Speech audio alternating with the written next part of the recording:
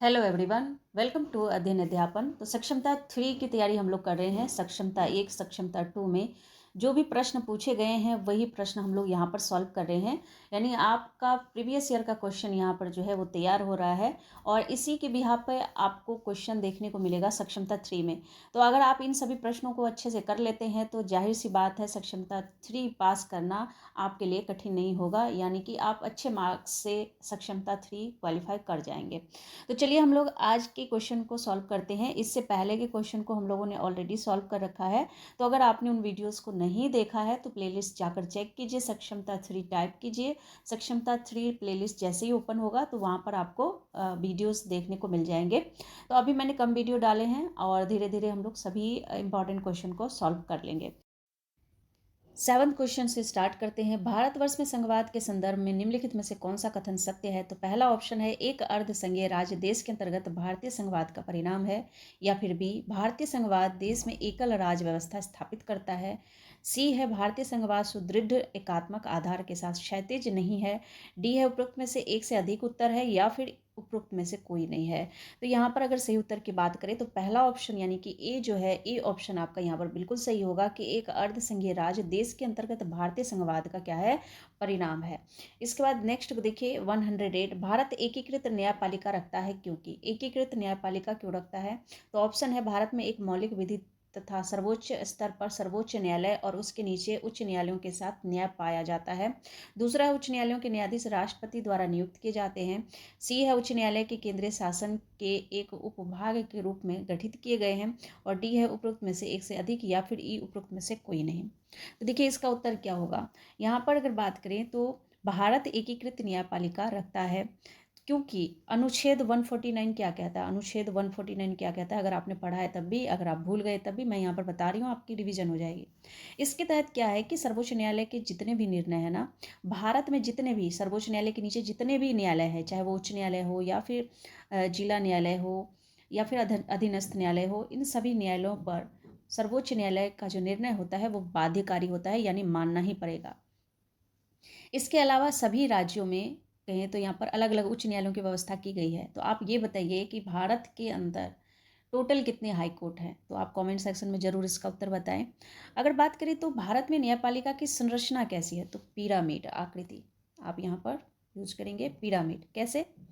सबसे ऊंचे यानी सबसे शीर्ष पर अगर बात करें तो सर्वोच्च न्यायालय, फिर उसके नीचे उच्च न्यायालय, फिर उसके नीचे कौन से आता है? जिला व अधीनस्थ न्यायालय आता है। तो ये आप इसका यहाँ पर याद कर सकते हैं। तो यहाँ पर देखिए एक से अधिक उत्तर है, उपरोक्त में से एक से अधिक, तो पहला, दूसरा और तीसरा यानी ए बी सी तीनों जो ऑप्शन है यहाँ पर बिल्कुल सही है। तो यहाँ पर आप पहला यानी ए बी सी ये तीनों उत्तर यहाँ पर क्या है, सही है। तो इसीलिए हम लोग डी ऑप्शन के साथ जाएंगे। ठीक है, जब अगर यहाँ पर सभी ऑप्शन सही हो तो ऐसे प्रश्नों को जरूर स्क्रीनशॉट ले लीजिए आप, या फिर क्या कीजिए, इसका नोट्स बना लीजिए। नेक्स्ट क्वेश्चन देखिए, भारत में दबाव समूह निम्नलिखित में से किससे पीड़ित है? दबाव समूह निम्नलिखित में से किससे पीड़ित है? तो संस्कृतिवाद से, विचारधारा की प्रतिबद्धता की कमी से, देश की राजनीति में स्वायत्त भूमिका की कमी से, या फिर उपरोक्त में से एक से अधिक, या उपरोक्त में से कोई नहीं। तो यहाँ पर क्या ऑप्शन सही होना चाहिए? तो बिल्कुल यहाँ पर जो आपका डी ऑप्शन है वो बिल्कुल सही होगा, क्योंकि संस्कृतवाद से भी पीड़ित है, विचारधारा की प्रतिबद्धता की कमी से भी पीड़ित है, और देश की राजनीति में स्वायत्त भूमिका की कमी से भी है। तो ये यहाँ पर डी ऑप्शन के साथ हम लोग जाएंगे। डी ऑप्शन जो है यहाँ पर बिल्कुल सही होगा। इसके बाद 110 क्वेश्चन पर आते हैं। चुप रहने की स्वतंत्रता भारत में किस प्रकार का अधिकार है? तो पहला है कानूनी अधिकार, दूसरा है सामाजिक अधिकार, तीसरा है मूल अधिकार, या फिर उपरोक्त में से एक से अधिक, या उपरोक्त में से कोई नहीं। बहुत ही बेहतरीन प्रश्न है। आप इन्हीं सब प्रश्नों में यहाँ पर फंस सकते हैं अगर थोड़ा सा भी यहाँ पर सावधानी ना बरतें। तो इसीलिए प्रश्नों की जो प्रैक्टिस है वो बार बार करते रहना चाहिए। तो चुप रहने की स्वतंत्रता किसके अंतर्गत आएगा? तो ये मूल अधिकार के अंतर्गत आएगा, यानी सी ऑप्शन जो है वो बिल्कुल सही होगा। तो चुप रहने की स्वतंत्रता भारत में एक मूल अधिकार है, और सर्वोच्च न्यायालय के अनुसार जो है व्यक्ति को चुप रहने का अधिकार है। ठीक है, और जांचकर्ता उन्हें बोलने या अपराध स्वीकार करने के लिए मजबूर नहीं कर सकता, इसीलिए ये मूल अधिकार के अंतर्गत आता है। क्योंकि संविधान प्रत्येक व्यक्ति को क्या किया है, आत्म दोषारोपण के विरुद्ध सुरक्षा का अधिकार देता है। चुप रहने का अधिकार जो है वो अनुच्छेद कहाँ पर, कौन सा अनुच्छेद? 20 के भाग 3, में अंतर्निहित है, ये इसे याद रख लीजिए, जिसमें यह उल्लेख किया गया है कि किसी को भी स्वयं के विरुद्ध गवाही देने के लिए मजबूर नहीं किया जा सकता। ठीक है, तो ये यहाँ से प्रश्न बना है। आगे देखिए क्वेश्चन नंबर 11, सूची 1 को सूची 2 से सुमेलित कीजिए तथा सूचियों के नीचे दिए गए कूट से सही उत्तर का क्या कीजिए, चयन कीजिए। अब बहुत ही बेहतरीन प्रश्न है यहाँ पर। तो देखिए यहाँ पर अब सबसे पहले हम लोग अनुच्छेद और इसके जो प्रावधान है उसको पढ़ेंगे। तो पहला है कार्य की न्याय संगत एवं मानवोचित दशाएं। इसके लिए कौन सा अनुच्छेद है? कर्मकारों की निर्वाह मजदूरी। तीसरा है समान सिविल संहिता। और डी है राष्ट्रीय महत्व के स्थान एवं वस्तुओं का संरक्षण। तो क्या इसके साथ जो ये अनुच्छेद लिखे गए हैं ये सही है?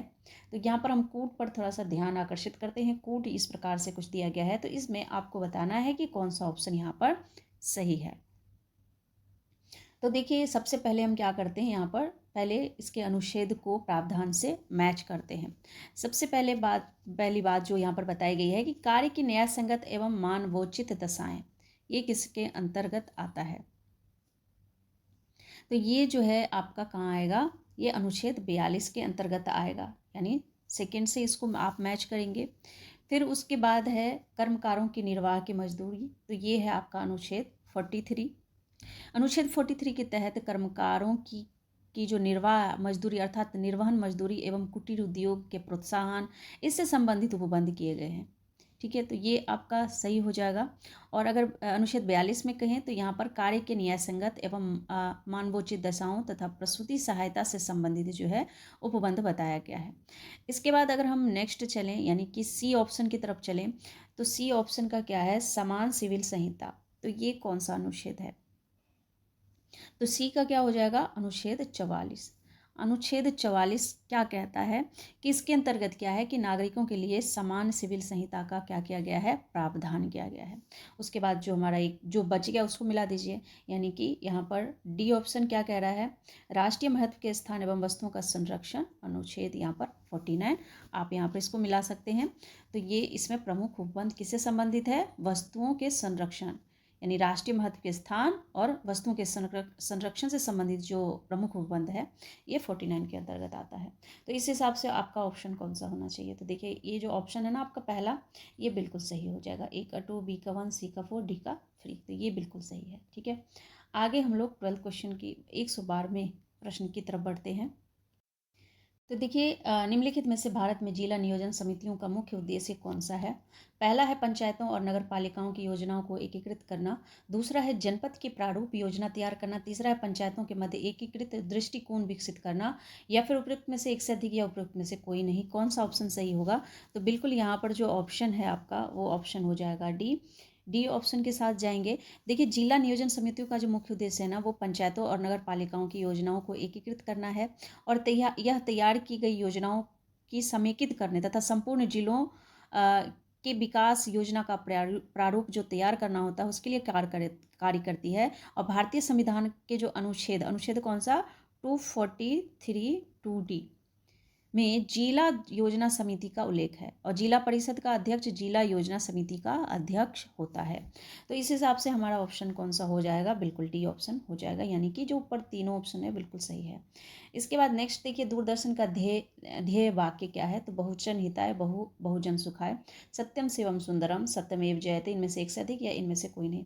तो अब तो दूरदर्शन कोई देखता भी नहीं है, पहले हम लोग भी देखते थे बचपन में, तो अब तो खैर दूरदर्शन बहुत कम लोग ही देख पाते हैं। तो यहाँ पर देखिए दूरदर्शन का ध्येय वाक्य सत्यम शिवम सुंदरम, जो कि ये हम लोग भी देखते थे जब डीडी नेशनल ओपन करते थे। तो यहाँ पर इसका अर्थ क्या है, सत्य ही शिव है, शिव ही सुंदर है तथा सुंदर ही सत्य है। तो यह वाक्य जो है कहाँ से लिया गया है? तो ये लिया गया है कंठोपनिषद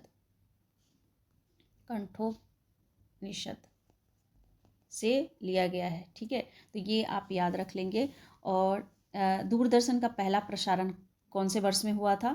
दूरदर्शन का पहला प्रसारण जो है 1959 में हुआ था। और अगर वास्तविक रूप से देखें यानी पूर्ण रूप से देखें तो 1975 में यहाँ पर प्रसारण किया गया था। ठीक है, प्रसारण हो रहा था 1975 से। ठीक है, तो ये आपका यहाँ पर ये हो गया कुछ इंपॉर्टेंट पॉइंट। और इसके बाद 114 नंबर के क्वेश्चन देखिए, भगवान महावीर वन्य जीव अभ्यारण्य कहाँ स्थित है? राजस्थान में, मध्य प्रदेश में, गोवा में, इनमें से एक से अधिक या इनमें से कोई नहीं। महावीर वन्य जीव अभ्यारण्य कहाँ स्थित है? तो देखिए महावीर वन्य जीव अभ्यारण्य जो है वो गोवा राज्य के पूर्वी सीमा में स्थित है। तो गोवा हमारा जो सी ऑप्शन बिल्कुल सही होगा, क्योंकि यह गोवा के मोलेम शहर में, कौन से शहर में? मोलेम, मोलेम ये शहर का नाम है। इसमें कितने वर्ग में? 240 वर्ग में के क्षेत्र में, वर्ग किलोमीटर के क्षेत्र में फैला हुआ है। अब गोवा राज्य के संरक्षित 4 वन्य जीव अभ्यारण्यों में से सबसे बड़ा अभ्यारण्य है ये, और इसमें मोलेल राष्ट्रीय उद्यान भी शामिल है। तो जो मैंने यहाँ पर बताया है कि यह क्या है, 4 वन्य अभ्यारण्य में से सबसे बड़ा है, तो बाकी के 3 आप बताएंगे कमेंट में। तो चलिए अभी तक हम लोगों ने 114 तक के प्रश्न को हल कर लिया है। आगे की वीडियो में हम इससे आगे के प्रश्न को सॉल्व करेंगे। कहीं भी कोई भी दिक्कत हो या कोई क्वेश्चन हो तो कमेंट जरूर कीजिए। मिलती हूँ अगले वीडियो में, तब तक आप लोग अपना ख्याल रखिए। Thank you and thanks for watching.